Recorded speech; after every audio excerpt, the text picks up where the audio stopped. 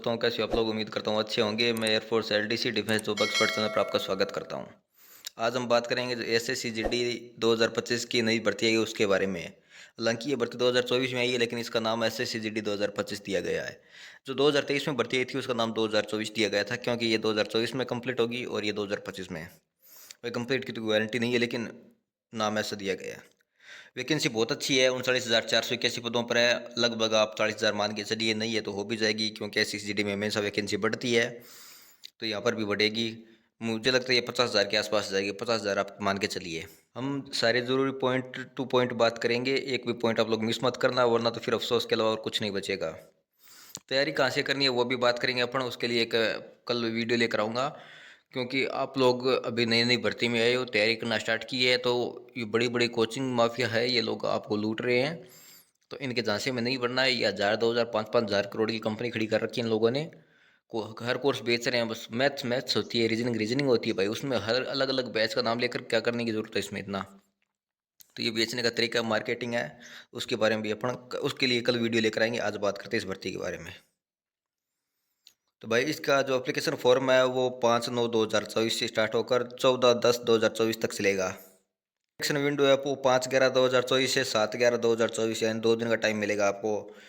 जो को tentative schedule of computer based examination, यानी आपके एग्जाम की लगभग डेट है वो जनवरी फरवरी 2025 तक होगी। जनवरी में भी हो सकता है, तो आप तैयारी पर जोर दीजिए थोड़ा। इसमें बस इतना सा है कि किस किस डिपार्टमेंट वाई है। तो भाई इसमें बीएसएफ है, सीएसएफ है, सीआरपीएफ है, आईटीबीपी है, एसएसबी एसएसएफ है, एनसीबी है, आईटीबीपी है, असम राइफल है, एनसीबी है। तो ये सारे डिपार्टमेंट्स है, बस इतना देखना और कुछ नहीं है। आगे की बात करते हैं। 13 नंबर पॉइंट में ये जो है कि आपका कंप्यूटर एग्जामिनेशन वो लगभग 15 लैंग्वेज में होगा। 15 कैसी हो गई कि हिंदी इंग्लिश दो तो ये हो गई, और 13 रीजनल लैंग्वेज है, जैसे असमीज, बंगाली, गुजराती, कन्नड़ा, कोंकणी, मलयालम, मणिपुरी, मराठिया, ओडिसी, अच्छा उड़िया, पंजाबी, तमिल, तेलुगु एंड उर्दू। तो भाई इसमें ज़्यादातर तो है वो हिंदी और इंग्लिश से है अपने। तो एसएससी का ये टारगेट है कि जीडी के अंदर पूरे देश से लोग भर्ती किए जाए, तो पूरे देश के लड़के इकट्ठे किए जाए। अलग लैंग्वेज दी। अगर आप अपने एग्जाम के लिए एक लैंग्वेज सेलेक्ट करते हैं, मान लीजिए मणिपुरी सेलेक्ट करते हैं, तो आपको मणिपुरी और इंग्लिश मिलेगी, हिंदी नहीं मिलेगी।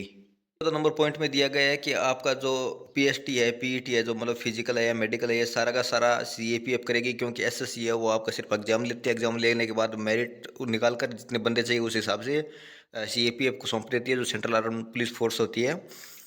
तो वही लोग आपका करवाते हैं सारा मेडिकल फिजिकल। अभी तक तो सीआरपीएफ करती आई है, और अभी भी चांसेस है कि सीआरपीएफ ही करेगी, तो इसमें ज़्यादा टेंशन वाली बात है नहीं। लेकिन एक फ़ायदा ये भी है कि अब की बार मेडिकल फिजिकल और फाइनल मेरिट सब कुछ आपको एक साथ ही पड़ जाएगा। आपको पे स्केल दिया गया है, जो बेसिक पे है वो 18,000 से 56,900 तक है। तो ये आपका बेसिक पे है। इसके बाद अलावा और अलाउंसेज वगैरह भी मिलते हैं आपको।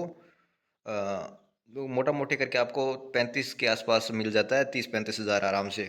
आपकी वैकेंसी है इतनी, बीएसएफ में इतनी है, सीआईएसएफ में, CRPF, Assam SSB, Assam rifle, ITBP, SSF, ये सारा ये पहले देख रहे हो आप। ये मेल कैंडिडेट के लिए, अगले वाला फीमेल का है, और अपने कैटेगरी के हिसाब से देख लेना।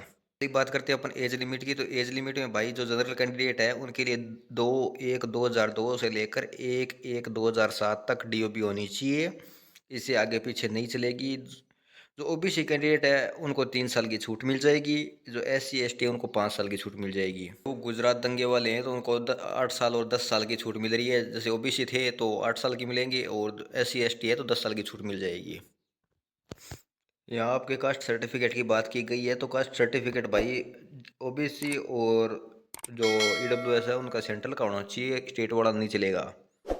आपको अगर इसमें रिजर्वेशन चाहिए, चाहे वो उम्र में चाहिए या मार्क्स में चाहिए, तो आपको सेंटर का बनवाना पड़ेगा। और SC ST का मेरे ख्याल से सिर्फ स्टेट वाला ही होता है, वही सेंटर का होता है, वही स्टेट का होता है। पूरा कंफर्म नहीं है, आप एक बार कंफर्म कर लीजिएगा। करते हैं एनसीसी वाले लड़के लड़कियों की। तो भाई एनसीसी में जो आपका सी सर्टिफिकेट है आपके पास, तो उसमें जो टोटल नंबर है, जैसे 160 नंबर का पेपर होता है SSC GD में, तो उसमें 5% की आपको छूट मिलेगी। 5% का क्या मतलब होता है, जैसे 8 नंबर की तो 160, तो आपका 152 प्लस 8, 160 पूरे हो रहे हैं। आपने देखा होगा इस बार लोगों के 160 से ऊपर जा रहे हैं, 165 67 68 है। वो इसी वजह से जा रहे हैं, क्योंकि उन्होंने एक तो नॉर्मलाइजेशन हो गई, ऊपर से एनसीसी सर्टिफिकेट वाले हैं। और जो जिसके पास 20 सर्टिफिकेट है उसको 3% मिलेंगे। 3% का मतलब 4.8 नंबर। और जो A वाले हैं उनको 2% मिलेंगे, यानी 3.2 नंबर।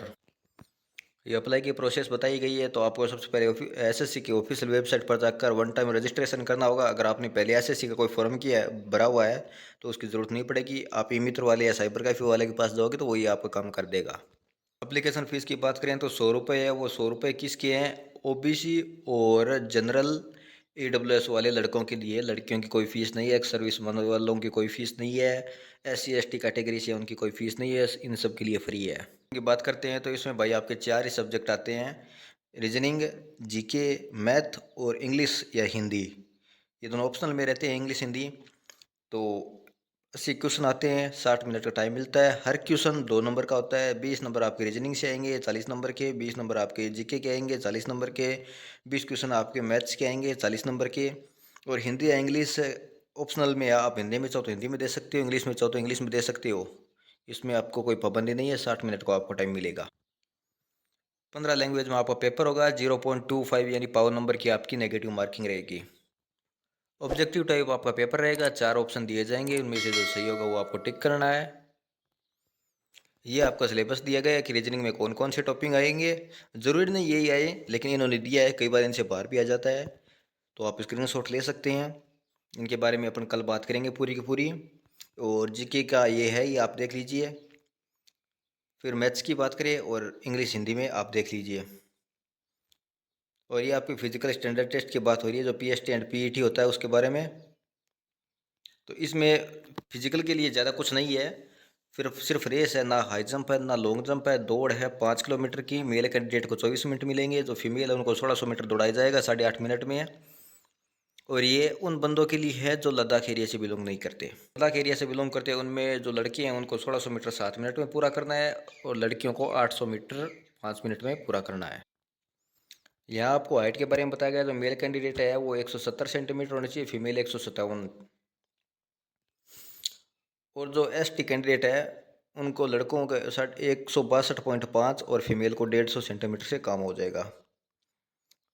और जो नॉर्थ ईस्ट एरिया से एसटी से बिलोंग करते हैं उनको लड़कों में 157 सेंटीमीटर है और लड़कियों में 147.5 है। तो इस हिसाब से आप देख लीजिए, स्क्रीनशॉट ले लीजिए, आप किस एरिया से बिलोंग करते हैं उस हिसाब से आपकी हाइट होनी चाहिए। यहाँ आपकी चेस्ट की बात की गई है, तो चेस्ट में आपको 80 सेंटीमीटर की तो आपकी नॉर्मल चेस्ट होनी चाहिए नापने में, और 5 सेंटीमीटर का फुलाव होना चाहिए, यानी 85 तक होना चाहिए। भाई फुलाव वाला ध्यान रखना, फुलाव बहुत बंदों में नहीं होता है, तो आप उस चीज़ का ध्यान रखना। खासकर जिम वाले बंदे हैं उनका सीना चौड़ा तो खूब ज़्यादा हो जाता है, लेकिन फूलता नहीं है, तो आपको सीधा बाहर कर दिया जाएगा। अगर 80 की जगह 79 होगा ना, तो भी आपको थोड़ा बहुत काम चल जाएगा, वो दया कर लेगा आप पर। लेकिन अगर फुलाव नहीं है तो कोई दया नहीं करेगा। ये लड़कों के लिए है, लड़कियों पे चेस्ट वाला अप्लाई होता नहीं है। और जो एसटी है उनके लिए 76 सेंटीमीटर होना चाहिए, 5 सेंटीमीटर फुलाव है। फिर 78 77 सेंटीमीटर 5 फुलाव होना ही चाहिए। वेट आपके हाइट के अकॉर्डिंग होना चाहिए। मैं कल या परसों तक का पूरा चार्ट अपने जो टेलीग्राम चैनल है उस पर डाल दूंगा, तो आप देख लेना अपनी हाइट और वेट का जो चार्ट है उसको अच्छे से। टेलीग्राम, इंस्टाग्राम और व्हाट्सअप चैनल का लिंक बायो में है, डिस्क्रिप्शन में है। आप वहाँ जाकर ज्वाइन कर सकते हैं। मुझसे कुछ पर्सनल पूछना हो तो आप इंस्टा पे मैसेज कर सकते हैं। बात करते हैं आपको डॉक्यूमेंट क्या क्या चाहिए होंगे। तो आधार कार्ड होना चाहिए। आधार कार्ड नहीं है तो कोई और आईडी, जैसे पैन कार्ड हो गया, पासपोर्ट हो गया, तो इस हिसाब से एक आईडी चाहिए। कि आपकी 10th की मार्कशीट ज़रूरी है। उसके ऊपर आपने अगर 12th किया तो वो भी लगा सकते हैं, ग्रेजुएशन किया तो वो भी लगा सकते हैं, कुछ और कोर्स किया तो वो भी लगा सकते हैं। आपकी फ़ोटो चाहिए होगी, साइन चाहिए होंगे, कास्ट सर्टिफिकेट सेंटर का होना चाहिए। डोमिसाइल सर्टिफिकेट स्टेट का ही होता है, वो सेंटर का नहीं बनता है। अगर आपके पास आधार कार्ड नहीं है तो आधार कार्ड के लिए आपके पास इतने सारे ऑप्शन आप देख लीजिए। 13.9.1 ये सारे के सारे आप चला सकते हो आधार कार्ड की जगह। इसमें कुछ खास है नहीं। ये 30% यूआर का रिजर्वेशन, 30% का मतलब हो गया 160 का 30% कर लीजिए आप। तो उतने में सिलेक्शन नहीं होता है भाई साहब।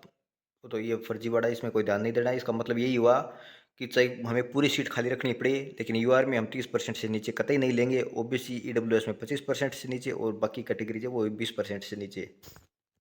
सबसे ज़्यादा ध्यान देने की यहाँ ज़रूरत है। यहाँ आपको बीएसएफ, सीआरपीएफ से ये सब की कोड दिए हुए हैं। तो इसका मतलब ये हुआ कि आप फर्स्ट प्रेफरेंस किसको रखना चाहते हैं। जैसे कुछ बंदे हैं वो मान लीजिए अपना एसएसबी पे है, तो उनको एसएसबी फेवरेट है, तो वो सबसे पहले डी कोड भरेंगे। डी सी बी ये इनका कोड है, तो सबसे पहले डी। उसके बाद अगर उनको असम राइफल अच्छी लगती है तो एफ भरेंगे। उसके बाद अगर सीआईएसएफ अच्छी लगती है तो बी भरेंगे। उसके बाद आप ए भर सकते हो। तो इस हिसाब से आपको सारा भरना है। इसमें कोई दिक्कत वाली बात नहीं है अगर आपके अच्छे नंबर आ जाते हैं। कभी-कभी क्या होता है वो लड़कों के बहुत अच्छे नंबर आ जाते हैं लेकिन उन्होंने ये प्रेफ़रेंस अच्छे से नहीं भरी होती है। फिर लाइफ़ टाइम वही नौकरी करनी पड़ती है, अच्छे नंबर होने के बावजूद भी बेमन से नौकरी करनी पड़ती है, तो फिर उसमें कोई फ़ायदे वाली बात नहीं है। फ़ौज की नौकरी है भाई साहब मज़े लेकर करो, सीधी-सी बात है। तो ये चीज़ आप ध्यान से रख लेना, आपको सबसे अच्छा कौन लगता है उसका कोड आगे लिखना है। उसके बाद 2 नंबर पर आप किसको रखना चाहते हैं, आपके अच्छे नंबर होंगे तो वो आपको मिल जाएगी, नहीं होंगे तो उसके नीचे वाली मिल जाएगी, उसके लायक भी नहीं है तो उसके नीचे वाली मिल जाएगी, कोई दिक्कत नहीं, इसमें घबराने वाली बात नहीं है।